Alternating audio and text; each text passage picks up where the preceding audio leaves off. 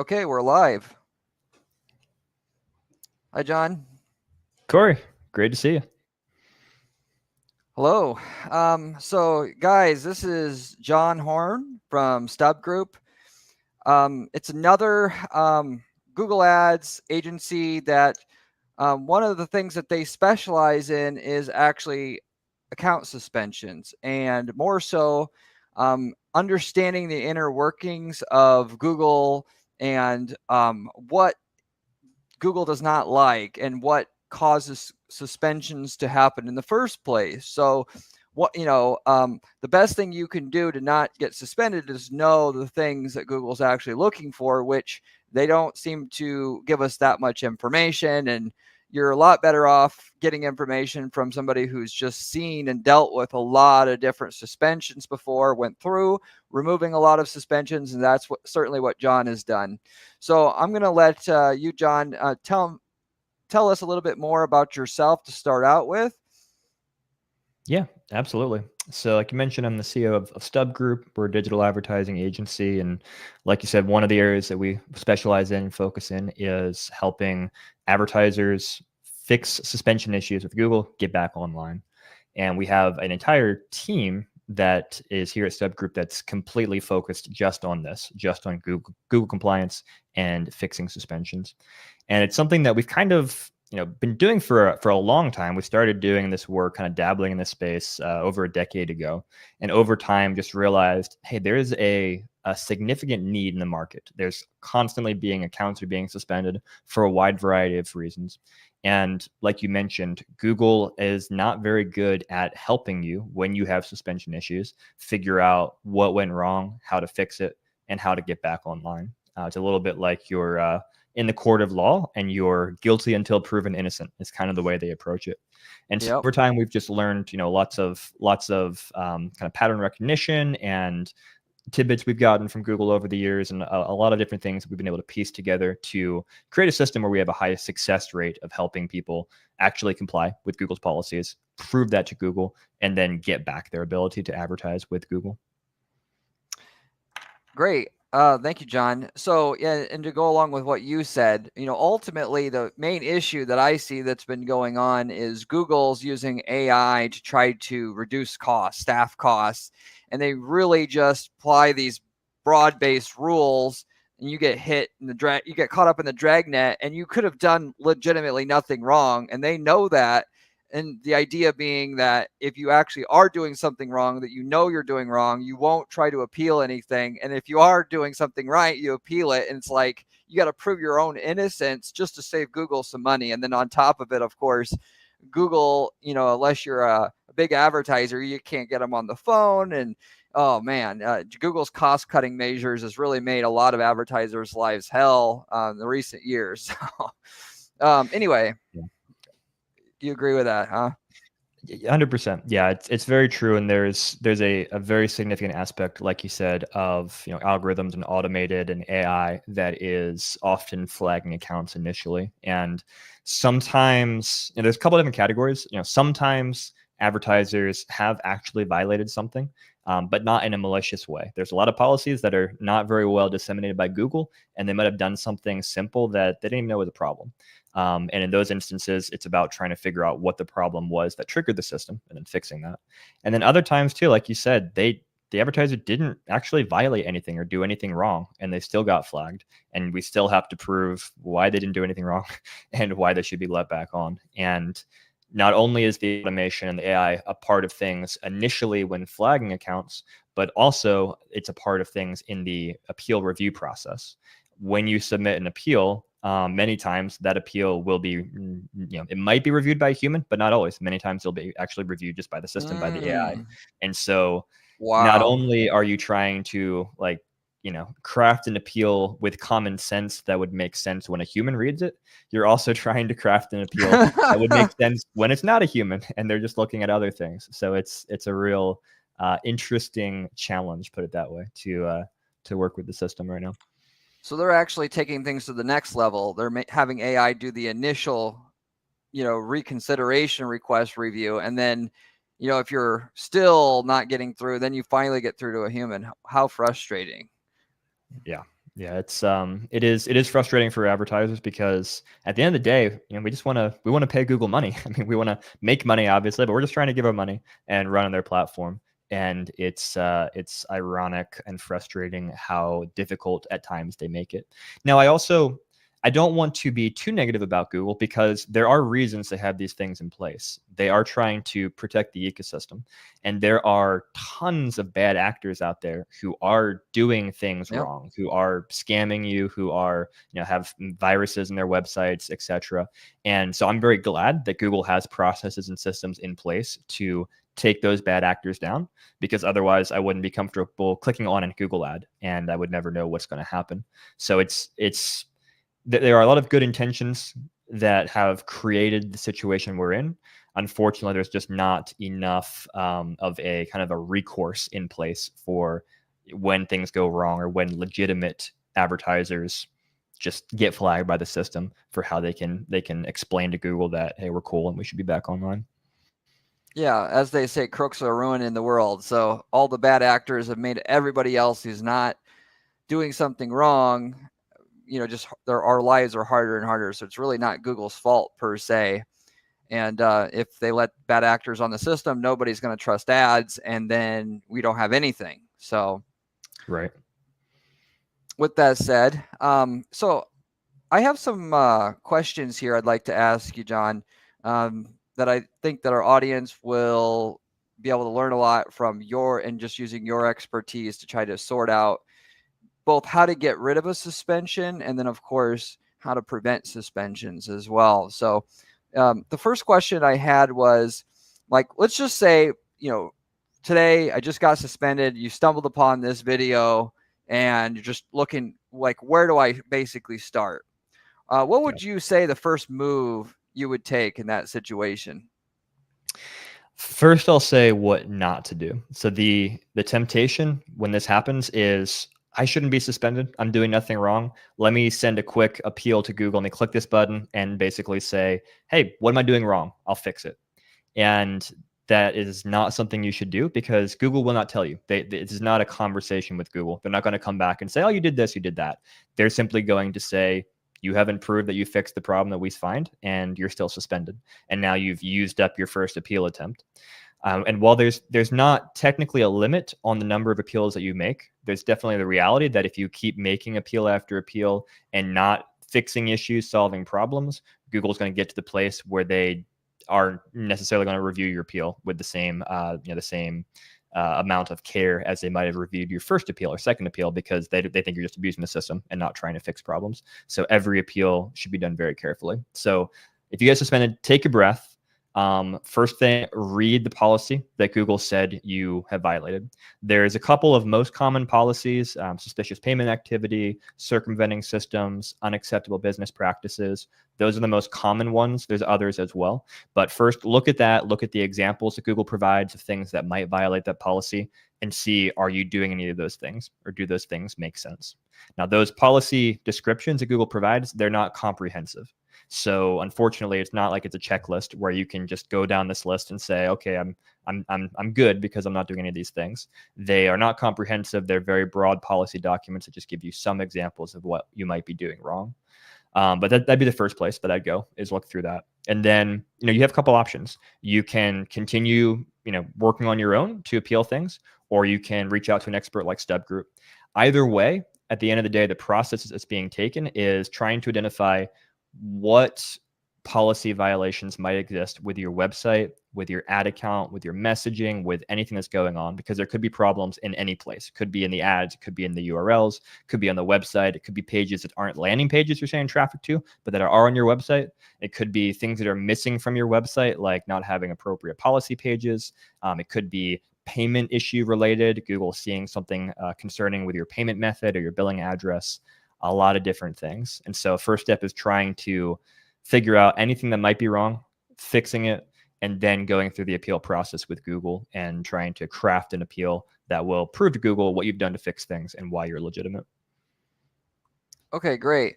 I want to touch on just one of the things you said there about not just being so rambunctious and right away appealing the your suspension. So the one thing, you guys listening, I want you to understand is if you're suspended and you're not permanently suspended, there's hope. You can actually fix the situation. If they legitimately, wanted you gone and there's no hope, they would tell you that up front.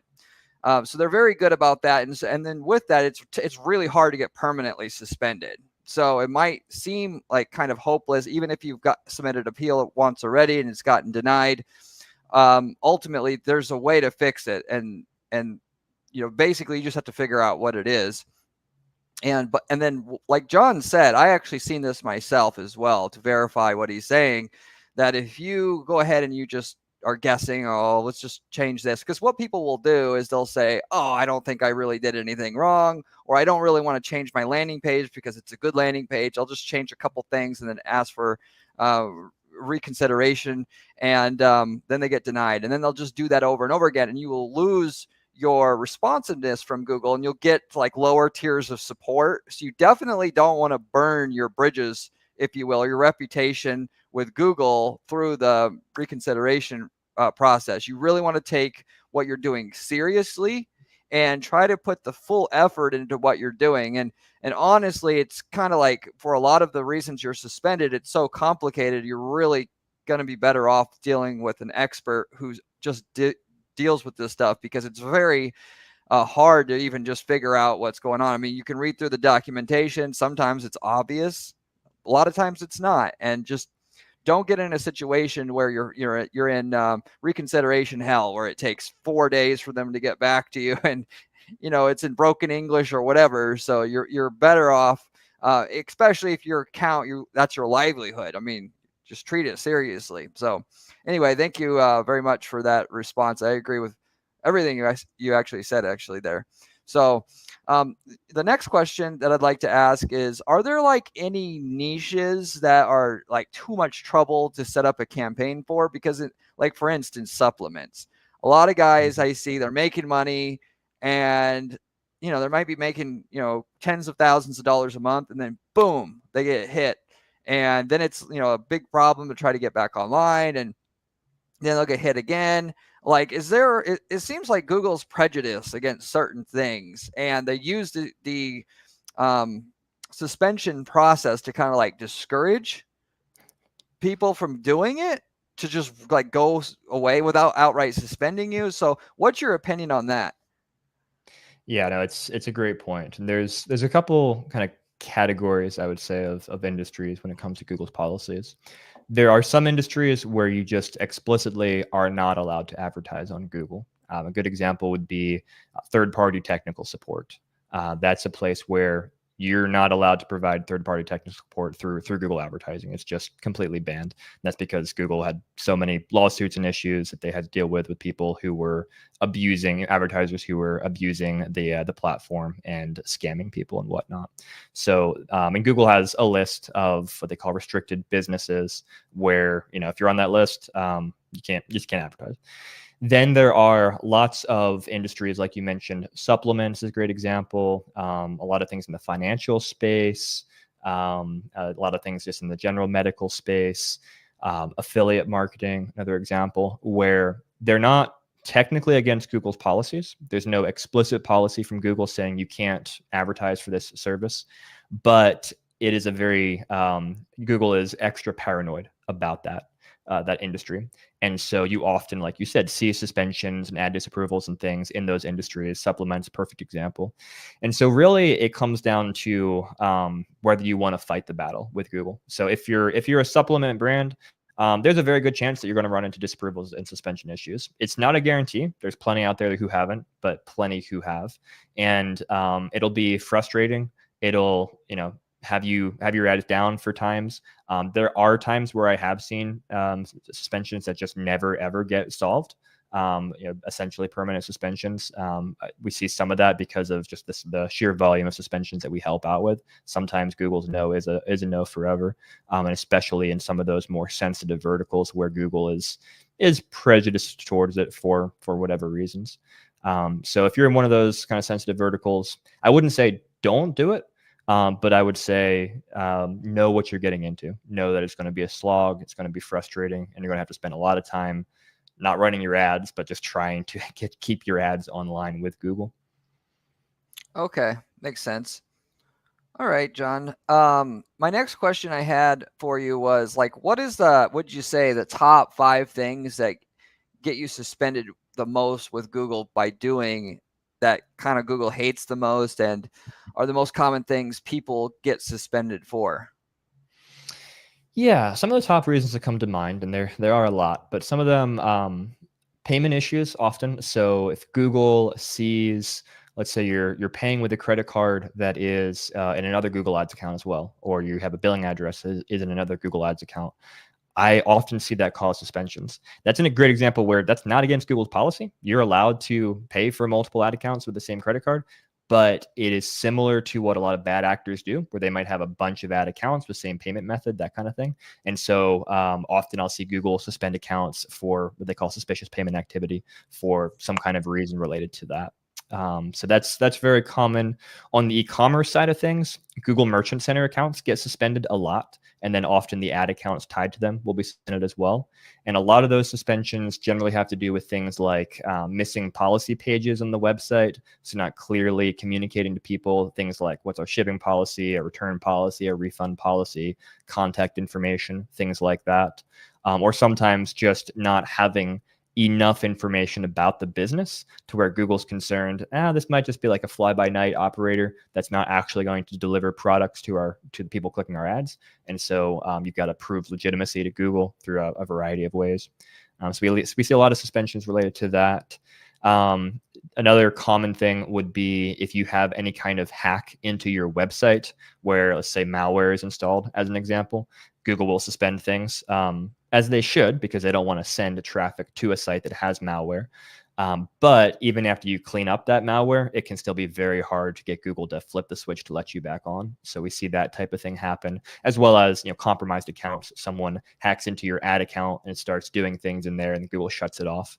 So those are some of the most common ones. Maybe one other I'll say would be, and it seems small, but we've seen it happen time and again, where an advertiser will have a redirect in the URL in their ad. So they've got like one URL in their ad, and then when you click on it, that redirects to another place. And it's not necessarily malicious. Maybe the web team set up a redirect, and the ad team doesn't even know about it. But that type of thing actually does violate a policy. That's part of Google circumventing systems policies, and that type of thing can lead to a suspension as well. So those are a few examples. There's lots more because there's so many ways to get suspended, but I think those are some of the top ones that come to mind. Oh, okay. The one that I personally seen the most that you had mentioned is the account hacking. That's like the most common that for somebody's gotten hacked. And you're right. When you get the malware removed from the site or whatever code that they put on there that they're calling malware, it can be hell to try to get back online. And just let me tell you guys up front listening, everybody it seems like has to learn the hard way, but the bigger your business becomes, the more of a target you're going to become, your website is going to become. And especially if you're on any kind of common platform like WordPress being the biggest one that I see people have problems with. Because there's guys out there that will literally just look for a known flaw in your WordPress site that they know is out there that's common, and they'll just scan millions of websites, and if they find your website, they're going to hack it. You got to get your website secure now, because it's not a matter of basically if, it's when they're going to hack you.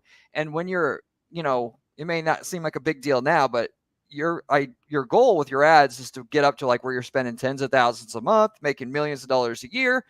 Your site gets hacked. It could take easily a month to get your ads back online, even if you know what you're doing and you're prepared. And if you don't, it could take longer. And that month that your ads come down, it'll take another month for your performance to come back. You can lose a lot of money just by saying, "Oh, that'll never happen to me." Most people don't have enough security. So just take it from me. I see people lose so much money over that alone. Well, I can give you a very real world example there. We had a situation this year where, like I said, WordPress website got hacked, some malware was installed, that all got cleaned up, and everybody on the sun, from Google Search Console, Google Transparency Report, multiple third-party vendors. Everybody said, site's good to go. It's all clean. It's perfect. Google Ads, nope, site has malicious content. And it took literally 6 months of back and forth with Google, where everything else said it's fine, and Google Ads just would not flip the trigger, and took 6 months to get them to finally That flip could the trigger destroy and your be like, entire business, 100%, basically. 6 months. Yeah, it's insane, and that I've seen that type of thing. That's not just that's not the only example. I've seen that type of thing happen multiple times. So it's security is no joke at all. And then, on top of that, people will say they just don't even know what to do because they don't have a malware expert in their company to even know if they have malware or they don't. Like, they just end up like, what do I do now? I mean, and that's the type of situation you need to be working with the expert, not only somebody who's, I would say, a malware expert who literally just does nothing but that. Like, you can find those kind of type of guys on like Upwork. You can find that's all they do. And just on WordPress, you get yourself a guy like that. If this happens to you, you take it super seriously. And then you get with somebody who understands how to actually deal with Google, which, naturally, I don't think that we brought this up yet, but if you do work with a big agency that has a lot of ad spend, you get better customer service naturally with Google, just from the standpoint of, like, you can call them, for instance, whereas the average person can't. And if you want to get your stuff up quickly, we're dealing with an agency who has a little bit better access to Google, so they can get better response times and so forth. That can really help as well. Like, so if you're, every day you not have your ads up, you're losing thousands of dollars. That's more so what you would want to do to take it seriously and get it resolved as quick as possible, as far as I've seen. So anyway, just some extra tips. Anyway, with that said, my next question is, how do you know when your Google ads are like just beyond repair and it's better to start all over with, another account, which I know technically you're not supposed to, that's circumventing systems to do that, but people are going to think about it anyway. So buyer beware on that. But because a lot of people, that's the most common thing I hear. Oh, I can't get this issue resolved with Google, and should I just start another account? Like, if somebody said that to you, what are you telling them? Yeah, I see that same thing happen a lot as well, where people think, oh, it's no big deal. Okay, they spent this account, for a stupid reason. I wasn't doing anything wrong. Let me just create a new one. But Google is really good at connecting dots. And if they see you go and create a new ad account and they match that back to your previous account, and there's a lot of ways they can do that through the payment method, billing address, different things like that, then usually they will suspend the new account. Because it's connected to the old account, and that can also make it harder for you to get the initial suspension reversed. So it's not as simple as just go and create a new account. Now, there are times where, like we talked about, where you just start hitting your head against a brick wall with a suspension, and you believe you fixed everything that could possibly be wrong, appealed everything the right way, and for whatever reasons, Google is saying no. And sometimes there's some workarounds that we'll explore with that type of business. Generally, my recommendation is to talk to an agency, Google Partner or Google Premier Partner, and see if there's some ways that they can work with you. We work with some clients along these lines, but by and large, I would not recommend to you as the advertiser to just go and create a new account, because it's very likely that's going to get suspended, and again, may hurt your chances of success with the initial suspension. Okay. So I want to just kind of add my 2 cents to, and my experience with this as well. So one thing to consider with your Google Ads account, there's like 80% of your results with Google Ads is predicated on the data that you've racked up in that account. So while you could, even if you could switch your account, you're way better off trying to figure out how to get past the suspension. And if you haven't dealt with an expert like John, you're not saving yourself any time or money. More importantly, money doing that. It's just even if it cost you hypothetically thousands of dollars to have an expert do it for you, it's a drop in the bucket compared to what you're losing with the data in your ad account. People don't understand that. They think, Google Ads is a switch. You could copy your ads to a new account and then boom, I get my results I had. No, it can take years to build up those results you had before. And the longer you run your ads, the more you're losing. You could think of like the data in your account is like equity. Even if you don't have your conversion tracking set up correctly, it'll still have past data about who clicks on your ad, who doesn't go back to Google, click on another ad, because that indicates, a person that likes what you have on your website and is your type of customer. And so you should really do everything you can to get the suspension away if you were going to consider having a new account. And then with that, if you did want to have a new account, like John said, it's really hard. I mean, naturally, the people that I've seen had success doing that, they set up a whole new business, like, new LLC, new bank accounts, everything. And technically, that's not a violation with Google's terms anymore because it's a whole new business. You can start a new business if you want. But if you want to make sure that it would be successful or want the highest chance of making it actually work, then that's what you do. That's actually the proper way of doing it, that Google would say doesn't violate their terms anymore, versus, you're just setting up a new account for the same website and you may end up just wasting your time, so to say. So anyway, that's my 2 cents on it as well. Anyway, with that said, my next question is, like, what is the best advice to not get suspended in the first place? Yeah, so best advice, a couple of things. First of all, when you set things up in your account, just be very careful to get things right the first time, because I see a lot of accounts get suspended right when they get set up, sometimes before you even create ads in the account, just when you add your payment information. So make sure just when you're adding your information, you're getting things right. You're running the right billing address, the right name, the right, credit card that matches the business is going to be paying for the ad account, stuff like that. When you create your campaigns and your ads, don't be like, oh, I'll just put example.com in my ad, or, oh, my website's not done yet, I'm just going to create an ad pointing to it and keep the ad paused until I'm ready. Because Google actually crawls all the paused ads, and if they see a problem, they will suspend you. Doesn't matter if the ad is enabled or not. And so just have all your ducks in a row, as they say, before you actually build things out in your account. So that'd be the first thing. Second thing I would say is just look at your website and think through, how can I show, how can I be as credible as possible? So have an about page that describes who you are, how the business started, where you come from. Have policy pages, privacy policy, how do you use people's data?